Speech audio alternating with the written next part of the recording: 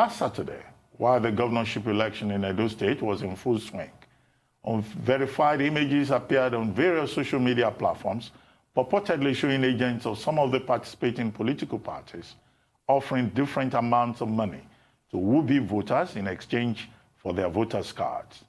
That scenario, in the eyes of many people, coupled with occasional reports of violence, completes the picture of what elections in Nigeria have become in recent times. But apparently, in the estimation of some of those who monitor the election in Edo State, including foreign observers, the level of electoral malfeasance recorded this time was not so critical, but remains, nonetheless, a concern for Nigeria's fledgling democratic structures. Are the pundits justified? Are the plaudits justified? Should Nigerians begin to hold up last weekend's election as a standard? What, in the view of election observers, were the gains and the losses coming off this election? Well, joining us now from our Rise Abuja studio for a detailed discussion around this is Idayat Hassan, a lawyer and director of the Center for Democracy and Development, CDD, an Abuja-based think tank with focus on deepening democracy and development in West Africa. Hassan was formerly the principal program officer and team leader for Democratic Governance Unit at the organization. Prior to joining the CDD, Hassan was a deputy regional coordinator with the Movement Against Corruption, a movement that seeks to eradicate corruption and poverty in Nigeria. Good morning, Idayat Hassan, and thank you for joining us on The Morning Show. Good morning. Oh, thank you very much, Dr. Abati. Yes, thank you, and welcome to The Morning Show. Very quickly, what's your assessment of the electoral process in Edo State on Saturday, and what are the preliminary notes that the CDD, where you are a director, has been able to come up with in terms of lessons learned and the credibility of the process? Thank you very much. I think that the accolades the election is actually receiving stems from the fact that the narrative surrounding it was framed around that of a very possible, a high level of violence breaking out. So the ability to actually stem that, the fact that we did not witness what we saw in the last two elections in Kogi and Bayelsa represented a progression for us in electioneering in the country itself. So that's it. And it also shows that when stakeholders come together, the possibility of making change becomes imminent, because as you can see, the security forces were not partisan, openly partisan, the way they have actually been in previous elections, particularly from 2019 to the last two off-cycle elections in Kogi and Bayelsa State. The way they actually comported themselves added value to the elections itself. And I think that is actually commendable, irrespective of the fact that we raised the non-prosecution, the little number or no arrest of vote buyers and other infractions that were committed on Saturday. Now, this as it may be, the result seems to actually reflect the reality on ground, but it does not necessarily state that the credibility of the elections is not actually in question. So for us at the CDD, actually, aside from our pre-election reports, which we've already released on Saturday, we have been able to frame what happened on Saturday in 6 ways to represent what our post-election analysis will stand for. One, which is very important and stems from what the last analyst was speaking about, is the modalities for candidate selection itself. Is one of the challenges that led us to the high-level 10th elections, which of course went almost peacefully on Saturday. The zero-sum political culture, which has become so endemic in this country, and the abuse of power of incumbency, both at the state and the national level, was a feature of the election. Now, something that is also becoming very, very relative and skewing electoral outcome in Nigeria is the unconventional campaign strategies being utilized alongside using vote buying as a way of determining outcomes in elections. And of course, the importance that you see, the lack of belief in the state, the poverty and unemployment, which of course is inducing citizens to sell their votes, willingly go around to sell their votes. So on Saturday, you will see people were actually on the queue. They wanted to vote for another party, but they went to the highest bidder at every point in time itself. Then of course, INEC as an actor in these elections. Yes, they conducted themselves very okay, but the non-implementation of the COVID-19 protocols, which they themselves espoused into a policy to conduct these elections, do have critical implication, health implication in the future.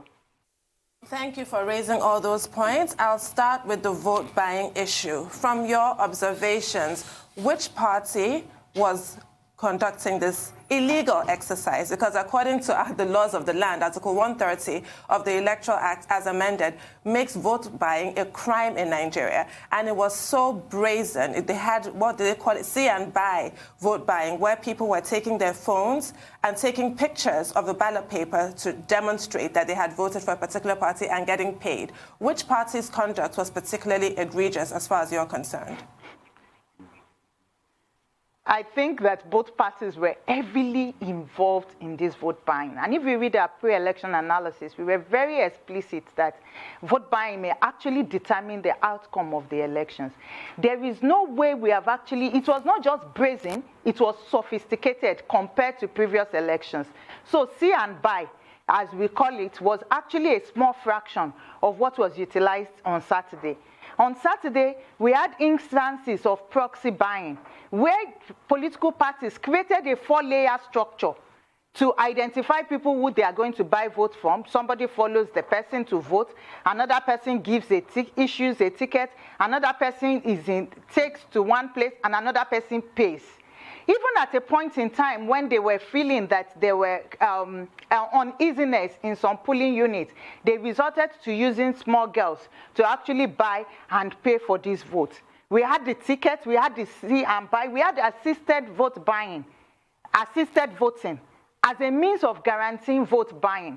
I think we've never seen the rampant and sophistication deployment of strategies of vote buying that we witnessed in this election. Can you define assisted voting? What is assisted voting? I think, so you find many pictures that are actually circulating, pictures which we have actually confirmed since we work on disinformation, and verifying fake news is one thing that we have done. Most of it, they follow the voters to the polling unit and even at times help to thumbprint or supervise the fact that they are actually thumbprinting for the party that is actually buying that vote. That was actually rampant. In terms of electoral offenses that was actually committed on Saturday, I think it was really, really rampant, and it's worrisome that the security agents actually looked the other way while this was actually ongoing. Okay. I'll start I've got two questions, but I'll start with a quick segue into electoral offenses. We're having a big conversation here that how should they be tried? Who should we even report them to and where we see them? That's my first question. And secondly, you talked about the selection process, you know, of the process that even chose up the candidates in all of this. What was your read on the selection process, the process that brought about these two candidates? How was it so easy to have two candidates that were there last 4 years, and all of a sudden, are they the only two people in Edo State? Some people would like to ask. Yeah, interesting, actually. I think in terms of prosecution of electoral offenses, the police has got the responsibility of investigating after arrest. And private citizens can also arrest, as we know it, by virtue of the law. But police must investigate, and after investigating, they pass on their files to INEC. Now, the difference is that in 2019 elections, for instance, only 16 cases were allegedly passed on to... No, so sorry for cutting you. Private citizens can arrest, police will investigate, then we pass it on to INEC. Then what does INEC do with it? prosecute. Yes. They prosecute. So because INEC has the prosecutorial powers. Okay. Yes, INEC has the prosecutorial powers in electoral offenses. And I think that's one of the greatest challenges that we have, because they lack the capacity, human capacity, to effectively do that. So if you look at the numbers of cases of trials of electoral offenders, it has reduced. I think in 2011 was when we had like over 340-something cases, which was tried alongside the National Bar Association. In 2015, the offer was actually rejected because most of the lawyers were also participating or were prosecuting election petitions. So it's kind of, I think it's not actually proper. But in 2019, we had just few cases, and I think the most notable of those cases was the prosecution of a Gombe councillor, and who was sentenced to 3 months in and an option of 100,000 naira fine in the last elections. But the prosecution of electoral offenses remains a challenge, and that is where there is continuous agitation that there must be established an electoral offenses tribunal, which can summarily deal with all these cases, because the impunity allows everybody to actually get involved, and it has become a tactic to win the election, and it dents the credibility of a process. Because we have to do an analysis of elections that have been won free, fair, and credible. In the last 5 years, you find out very few, but largely vote buying determining the outcome of an election. And I can actually adduce evidence to this, because one of the work we did also looking at campaign strategies of the influence industry in Nigeria. One of the issues most of the people we interviewed working in the influence industry raised is that despite their unconventional tactics that is actually being used, politicians prefer to buy votes rather than resorting to strategies to win election. Now, the process issue. I think the process issue is, the selection process issue is a recurring decimal in Nigeria's election. And there is actually nothing that is different in the Edo elections that has not actually happened across states. This morning I was reviewing a paper, and it was actually surprising to find that in several constituency seats in Benue State, the same has been the reason for violence in the last 20 years. Now, who are these candidates? And again, it goes to say that there is a lack of ideology. And nothing, it's the zero-sum politics who gets there that is determining politics. Because that will be the only reason that you will find that the same set of candidates were in the 2016 elections on different platforms, in 2020 elections on different, they exchanged platforms. But what happened? People are actually selected based on primordial sentiments, or this whole thing about, compare it to Lagos. I just compare it to Lagos. What has happened in Edo is not different from Lagos. And also the need to preserve some Godfather's political structure. And until the nature of politics actually changes, I think all this whole thing about the democratic consolidation, public goods and services may actually be missing in the country. Well, Idayat, you have raised 6 points that would be reflected in your post-election analysis. But 2 quick things. First, you blamed INEC for not implementing COVID-19 protocols. But should INEC be blamed for that? Because what we understand is that there was a no mask, no voting policy at the various polling stations. And INEC insisted on that. But will you say INEC had the capacity to ensure social distancing and physical distancing, and they did not do that? Even when across Nigeria, the people themselves are no longer observing physical distancing or social distancing, whether it's in the public place or in private quarters. That's one. 2, on the basis of all of this that you have observed in that election, what is the position of the Center for Democracy and Development? Will you conclude, or have you concluded also, that that was a free, fair, and credible election contrary to what some of the political actors are alleging. Yeah. I think in terms of the social distancing, to put it in proper context, we have not blamed INEC. Actually, our post-election analysis, which will be released this morning, was very clear. We commended INEC in deploying many things, despite some faulty card readers and late arrival. But it's also important to point out that the late arrival in some polling units actually added to the inability to implement the protocol. And by protocol, we do not mean wearing of face mask, because this has been reduced. Enforcing COVID-19 protocol has actually been reduced to the wearing of face mask. It goes beyond that. What is important, for instance, is the physical distancing, which is one of the most important aspects of it. This is not a normal elections. And looking at where elections have actually been conducted in other parts of the world, it's a sequenced process. So even if that COVID-19 policy itself has been rigorously adopted, the election could not have concluded by 2:30. So there is supposed to be physical distancing marking on the disc. This is where you can stand, this is where you can stand, this is where you can stand. I think that was not well done. The political parties also did not help, because when they were campaigning without face masks, people felt, what happened? But instead they gave, without face masks, but instead they gave face masks to people. And Nigerians do not cooperate. But we are talking of a pandemic that has huge implications. At this point in time, we do not even realize why we are all ill and heady. We do not have the challenges that is being experienced, even in this second phase in other parts of the world.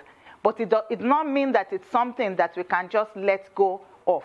Now, what is important moving forward to Ondo elections is that INEC will have to, has got two dual tasks.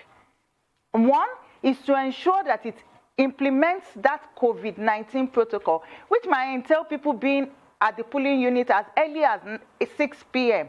to put it in place. Two is to conduct adequate voter education alongside the NCDC to get this policy implemented, because the health of citizens is actually important. And we know for politicians, their political life is much more important than citizens' life, of course.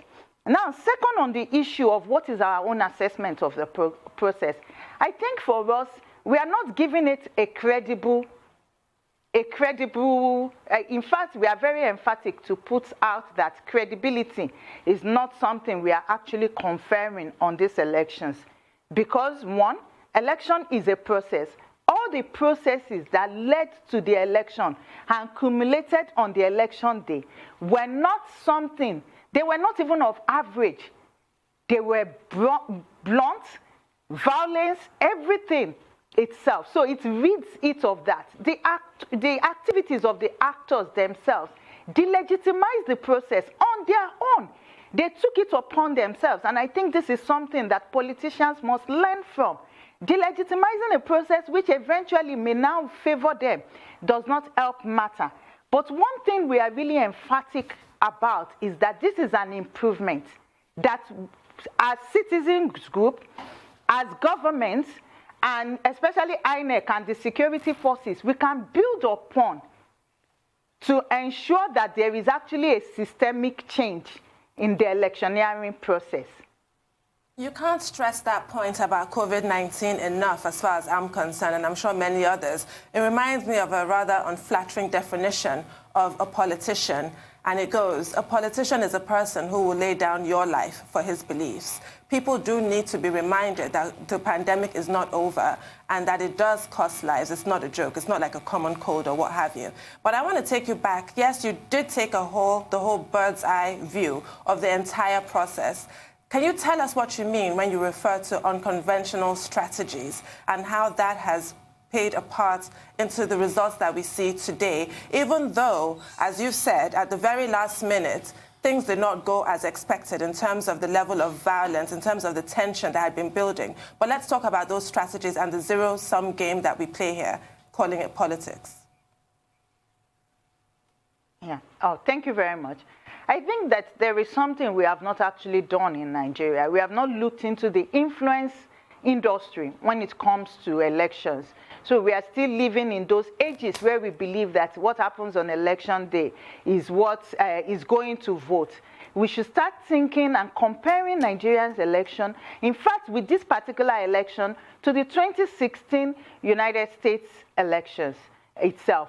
And this election, the unconventional tactics actually went beyond the use of disinformation in this election. This election was run on the basis of shaping perception by all the parties. The reality on ground was completely different with the reality in the media space and even in the social media. And this actually skewed people's thoughts on the elections. Now, what are some of the strategies that were actually used? I think disinformation was very rife. Our election report, for instance, was able to identify 25 of such, which appeared just on the Twitter handle of APC and PDP on election day, and how they did different things. One was actually trying to put the other as being guilty directly from their own handle. I think that was PDP, while APC was actually using proxy. That was just only on election day.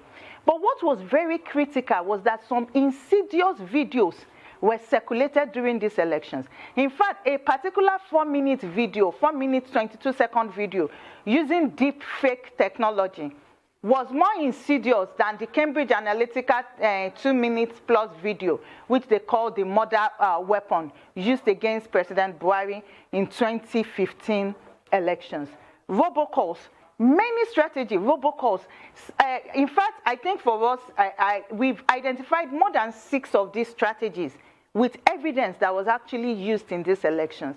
And when you compare absolute shaping of perception, targeting of people, even the vote buying also utilized targeting and use of data in such a place where we do not actually have legislations which are adequate to guide it. There is non-existent legislation to guide data use, aside from even campaigns such as this, and there is actually lax implementation.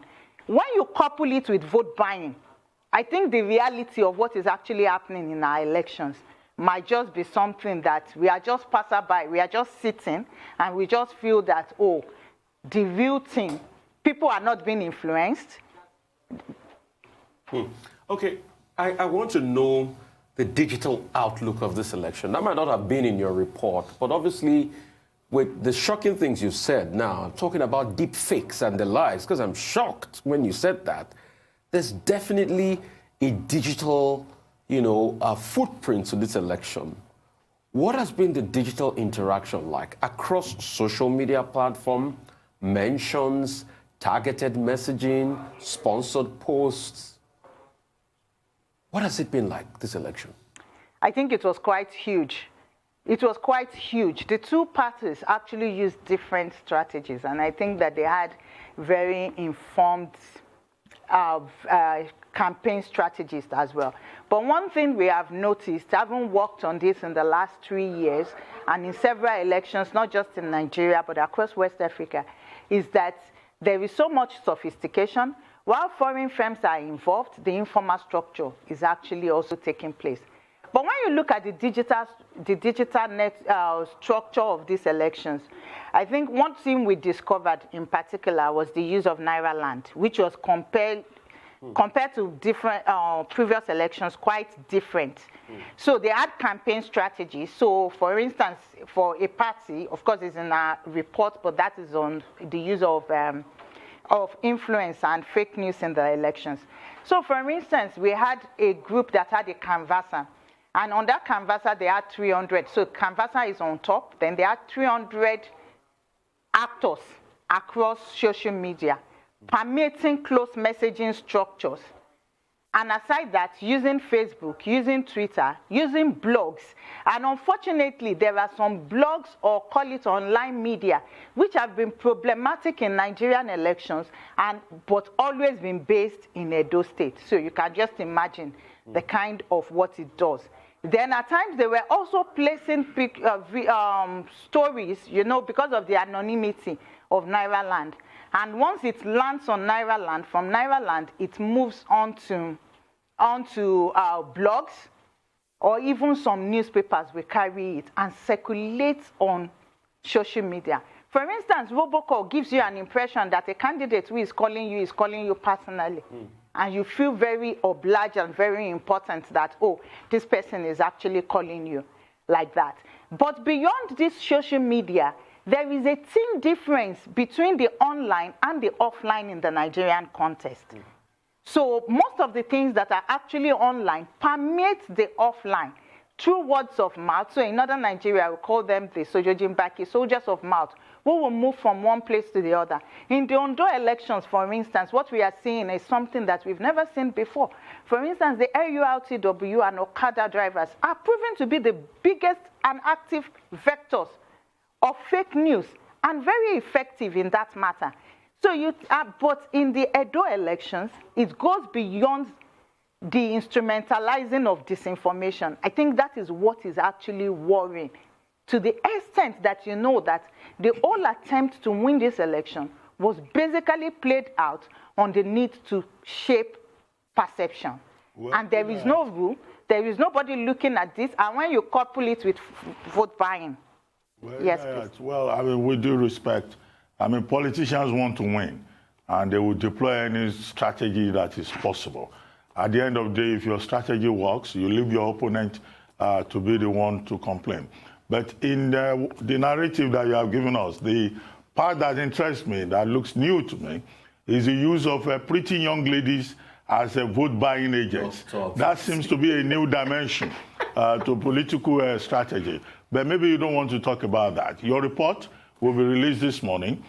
What are the specific recommendations that you are making in that report, particularly with regard to how we can further deepen the process, the electoral process, the collation of results, and the time it takes to even announce results? And then, of course, the unsettled matter about the electoral bill to be amended. Yeah, I think our recommendations have actually taken a look at not just these elections, but previous elections, and even the Waste Panel Committee report, to see some of the things which have not been implemented and is still relevant today, while adding today's to it. Now, technology is very key. And while commending INEC for the results platform, which they just introduced, we were also like, that platform should go beyond the posting of information, but should actually reflect the tallying of information immediately. Now, on collation processes, collation process is also about improving. So there is an INEC responsibility, then there is that of the political class, which we really do have to tell them. For them, the very bad infrastructure is one of the reasons why they even lose elections. Because to travel from one place to the other, the roads are bad, there are no electricity. This lack of infrastructure contributes to the challenges in the collation system. So you find dark place, arithmetical error, which are sometimes even human error, aside from physical interference by actors to skew this process. So infrastructure is one, then training and having that correct people is actually doing the work is another one. But I think another thing again is to look at the appointment process of INEC. Again, if you are going to do an holistic analysis of these elections beyond what actually happened on Saturday, there is a need to change the amendment process of both the resident electoral commissioner and even the national commissioner, and also to make those resident electoral commissioner answerable to INEC at the national level. And INEC again is the dual task of implementing the COVID-19 protocol and of course the voter education around the protocol beyond getting more people out to actually vote in the elections. But there is a need for a huge electoral reform agenda. And most of what should be about the electoral reform agenda, it's not even encapsulated in those 7 bills or so that is actually in the National Assembly at this point in time. So how do we expand the focus on what electoral reform should actually look like is something that should be on the table for stakeholders. And I think that we highlighted several of those instances, even to the zero-sum culture. We are thinking now of moving beyond that to talking about the first past post system or a modified system of it, that the winner no longer take all in terms of 2.5% that can actually be given to other parties, among several other considerations that are actually being provided for in our reports. So you're referring to the British system, first past the post, but you sort of touched on a point Rufai made earlier about the waste reports and the fact that the National Assembly is only just looking into implementing the provisions of the waste reports, which is over a decade old, and did not take into cognizance the massive campaigns of disinformation, like you just referred to, and other things that have moved on in this whole electoral process. So we're really behind the curve, aren't we, at this point? Now, the fact that democracy is supposed to be the bedrock of our political system is actually quite worrying. You raised the point about the behavior of other people, apart from INEC, apart from political parties, the behavior of your average Nigerian, a lot of nameless, faceless people lending themselves to evil causes, spreading disinformation. How can that possibly be policed? And you also refer to the scourge of poverty and unemployment. These things are really beyond the scope of INEC and the police. What can be done about that? I think that addressing our political culture will have to do first with delivering public goods and services to the people. And that has got to do with addressing the issue of poverty and unemployment itself. So if you look at voter apathy, which we hinged the paper on, you find that there is a decline of turnout from 73 or 78% in 2003, which we can take the number not to be credible. Figures are not available for the 2007 elections. But in 2012, we had a 40% turnout. In Edo State, of course, in 2016, we had a 32%. In these elections on Saturday, we had a 25.2%, according to our own calculation, turnout in these elections. This gives cause for worry. Why are citizens not turning out to vote in elections? And beyond not turning out to vote, why are they lending themselves to all the bad practices that is actually happening, either in terms of violence, in terms of spreading disinformation that has actually occurred in the elections? It's terms of vote buying. It's about poverty and it's about unemployment. So there is a need for us to actually forge a national identity, which is missing and which is one of the issues that, again, the Waste Panel report actually puts up in terms of dealing with having a national commission, I think, aside from the NOA, which of course is trying to do its best but inactive. But I think a problem which I learned again in the Nigerian electoral system is that nothing has actually changed.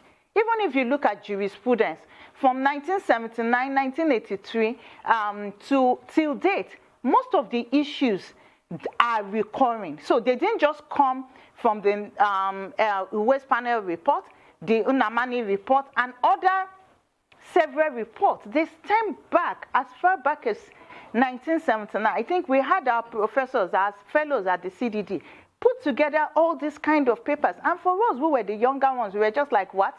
So what has actually changed? What are we talking about? So nothing is changed. What they are talking about today has always been there. So there is a need for a new national identity to be forged. And I think that that is the positive I actually take from Saturday. I took it from Saturday that I haven't released many reports, I haven't had many closed-door advocacy meetings. At the end of the day, when the state decided to act, when President Muhammadu Buhari, of course, made this statement, belated as it may be, it was very, very helpful. When the Inspector General of Police got all the people together and INEC did their best, somehow we were able to prevent what they call us the doomsday forecast, what people are referring to us on social media, or even some people saying that the forecast was defeated. The forecast was defeated only because a collective worked towards it. And also going back to history to show that elections in Edo pre-election period is always been tensed. But on election day, the violence is not on that note often pronounced. Yeah. On that note, Idayat Hassan, thank you very much for joining us on the morning show and for that brilliant analysis of the situation in Edo State. Thank you very much indeed.